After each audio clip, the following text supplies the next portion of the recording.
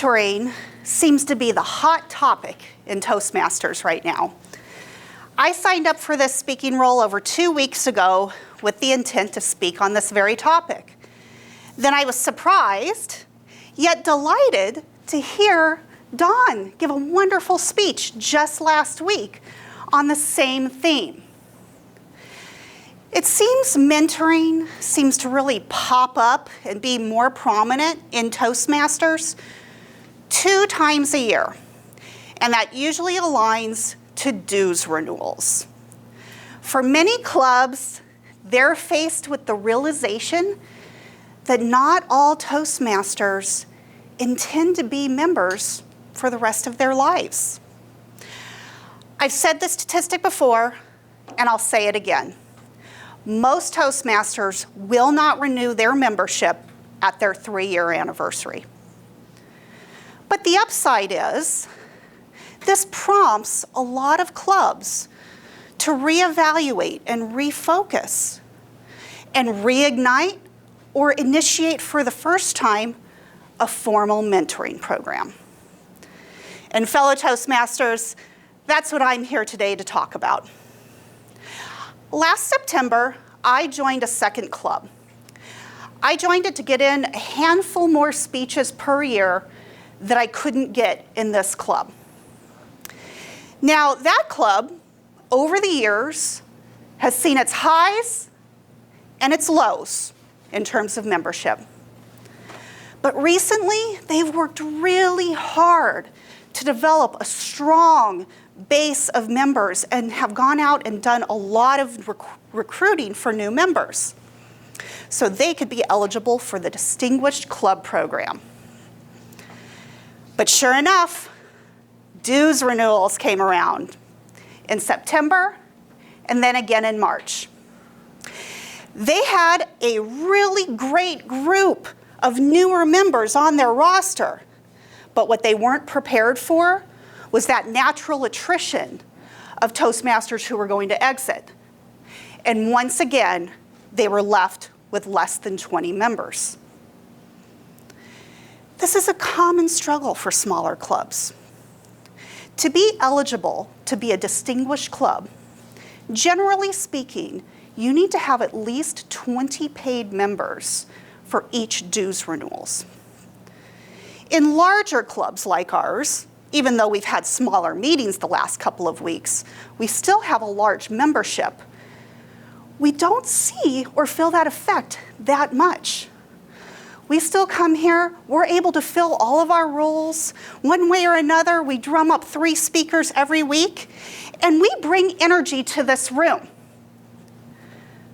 But imagine if you were trying to fill all of your functionary roles, get volunteer speakers every single week, and still continue to bring that positive energy to your meetings when you have 6, 8, 10 members attending consistently, if you're lucky.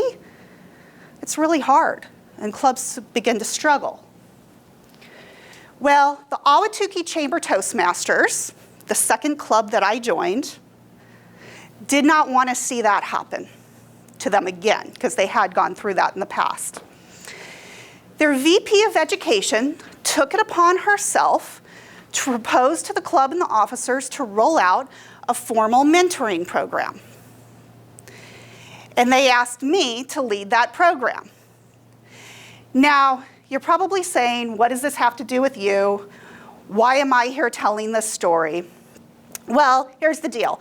The club is fairly new, the members are new, and when they asked me to take on this leadership opportunity, it's not like I have this deep, rich history in mentoring and coaching, but I have been assigned as a mentor to members in this club in the past, and I obviously have an invested interest to make sure that this club is successful.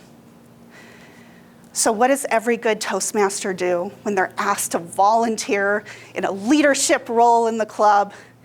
They say, sign me up. So there I am, and here I am today. I'm going to tell you about the things that I've done with the program so far and what few things I still have on the program left to roll out. And what I'd love in return is you to use the back of your evaluation sheets before you hand them over to me and give me your evaluation of the program. Things you think are going well, opportunities for improvement, overall feedback for me to take back and continue that program is greatly appreciated. First, we found a motivator. We invited last year's District 3 International Speech winner, Tom Ottstadt, to come and give an inspirational speech to the club on the benefits of both giving and receiving mentorship. It went over wildly well. He's a fabulous public speaker. He got the group motivated. Everybody was ready to mentor, be mentored. They connected with the message, and not only that, they were floored by his delivery. It's an excellent reminder when you see a public speaker of that caliber, how good you can be when you also put in that time and investment into Toastmasters.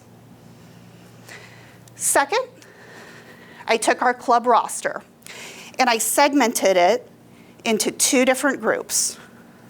One, those who were members less than 12 months, and another group, members that joined over 2 years ago. I took that list, meshed it together, did a little matchmaking because I don't really know what the better option for that is, and I paired those newer members with the more tenured ones.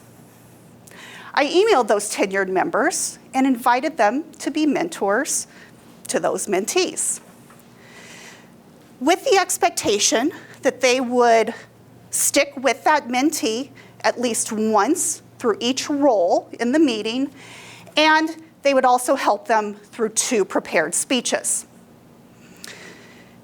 Overall, it's going well. Those are the types of relationships you don't visibly see as much. So I'm hoping to follow up with those mentors soon. But I do know of 2 instances where they went outside of the club to help prepare their icebreakers. And finally, I'm scheduled to give a speech to that club in a couple of weeks. And I plan to give the mentoring speech from the Successful Club series. It's the kind of canned PowerPoint speeches that Toastmasters gives you, but I'm going to take it, I'm going to update it, revitalize it. And my goal is that I'll use that as the platform to formally roll out the mentoring program in this club. All of this being said, this is where I'd like your feedback. Where are opportunities to improve? What are more things that I can do to make this exciting and more motivating? Are there things that may be closely aligned to pathways that I'm overlooking? Because that's where all of the newer members will come through. So again, I brought in a guest speaker. I've done that little bit of matchmaking and gotten a set of mentors, and I know who the people are that need to be mentored. And my next step is to publicly roll out that program within the group. So again, I appreciate your feedback. My ultimate goal for this club is to roll out a scalable, exciting Mentoring for Success program. Mr. Toastmaster.